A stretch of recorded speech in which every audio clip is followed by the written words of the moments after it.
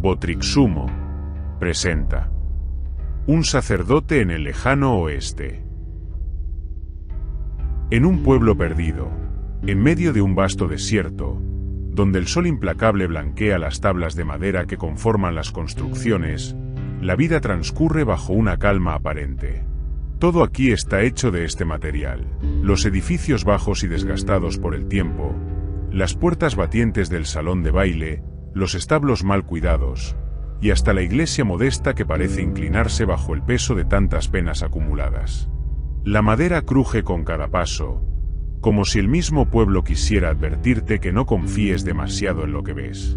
El lugar es pequeño y tranquilo a primera vista, pero la calma solo es una ilusión. Aunque este pueblo parece haberse librado momentáneamente de la violencia más cruda, todos saben que no muy lejos de aquí, en otros asentamientos son los caminos polvorientos que conectan estas tierras olvidadas, abunda la delincuencia.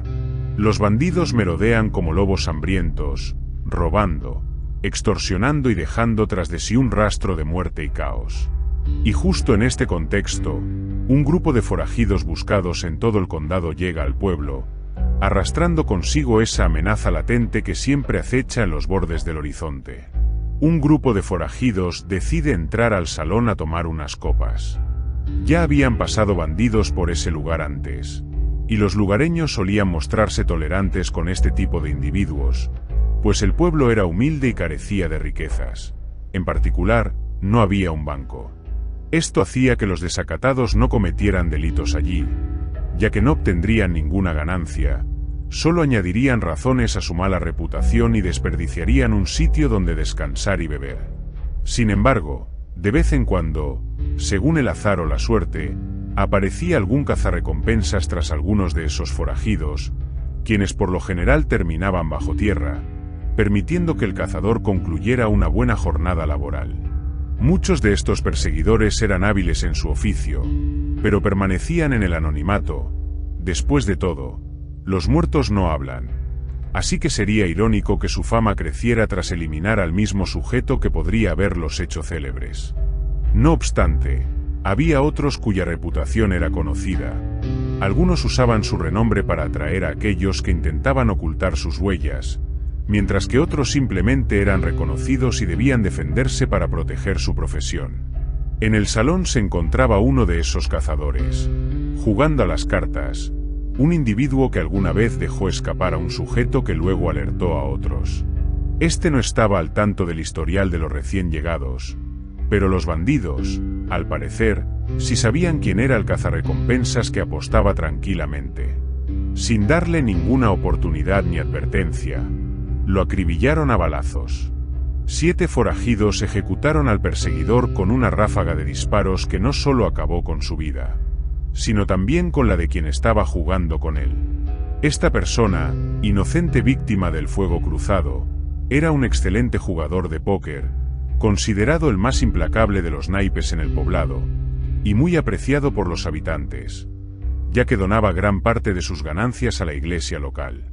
Al enterarse de esto, los bandidos supusieron que si ese hombre era tan buen jugador y acumulaba grandes sumas de manera constante, debía haber dejado su fortuna bajo la custodia del nuevo cura, recién llegado al pueblo. Así que decidieron acudir a la iglesia para reclamar su botín.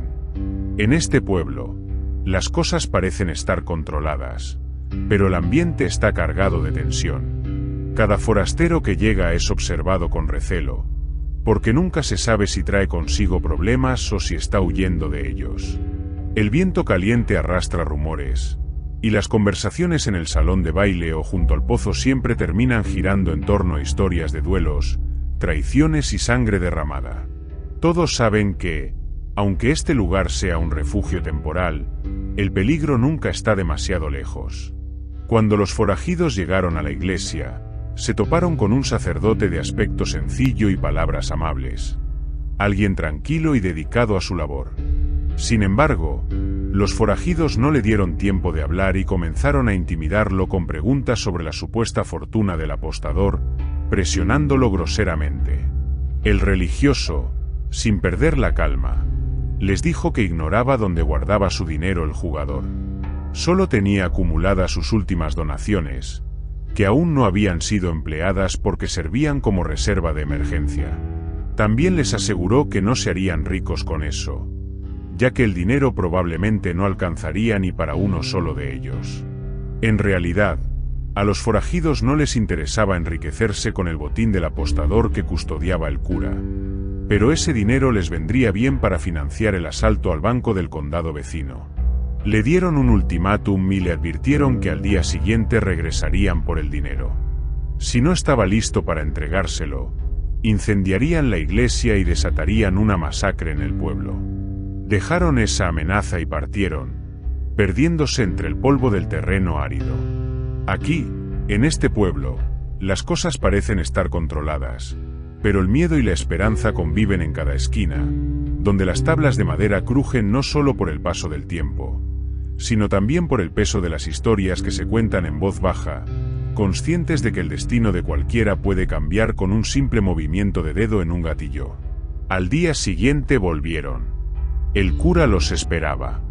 Le preguntaron si había traído el dinero, y este respondió que si lo querían, tendrían que pasar por encima de su cadáver. Lo que desconocían era la verdadera identidad de ese sacerdote. En realidad, el cura había participado en las guerras territoriales, destacándose como el mejor combatiente entre cientos de soldados. Era experto en combate cuerpo a cuerpo, un pistolero letal que podía abatir una lagartija a 150 metros sin siquiera apuntar. De pronto, el cura sacó una escopeta a doble cañón de debajo de su sotana y la descargó sin aviso. El rugido del disparo perforó el aire como un grito demoníaco, y los cráneos de los dos forajidos montados en sus caballos estallaron en una explosión de sangre y fragmentos óseos, cayendo al suelo con un golpe húmedo. Antes de que el eco de la detonación se disipara, ya tenía un revólver en la otra mano. 4 destellos más rasgaron el ambiente, acompañados por gritos desgarradores. Los bandidos se desplomaron uno tras otro, sus cuerpos convulsionando brevemente antes de quedar inmóviles en charcos carmesíes que comenzaron a extenderse bajo el calor implacable del sol. Solo quedaba el líder, quien intentó desesperadamente desarmar al cura, pero un disparo certero le arrancó el arma de las manos.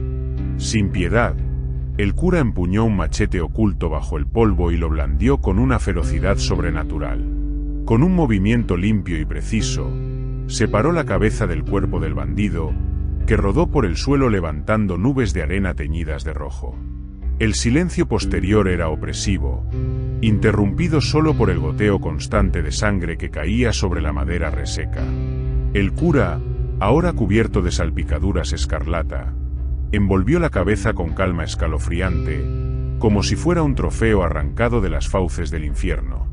Los lugareños observaban horrorizados, incapaces de apartar la mirada de aquella figura imponente que parecía haber emergido directamente de sus peores pesadillas. En ese momento, los vecinos que observaban escondidos comenzaron a asomarse, presenciando la escena. Después de la masacre, vieron al cura envolver la cabeza del jefe de los bandidos. Le preguntaron para qué quería guardarla, y este respondió que tenía precio y debía enviarla para cobrar dinero. Repitieron la pregunta, insistiendo en que eso no era propio de un sacerdote, y él contestó que, en realidad, no era cura, sino cazarrecompensas.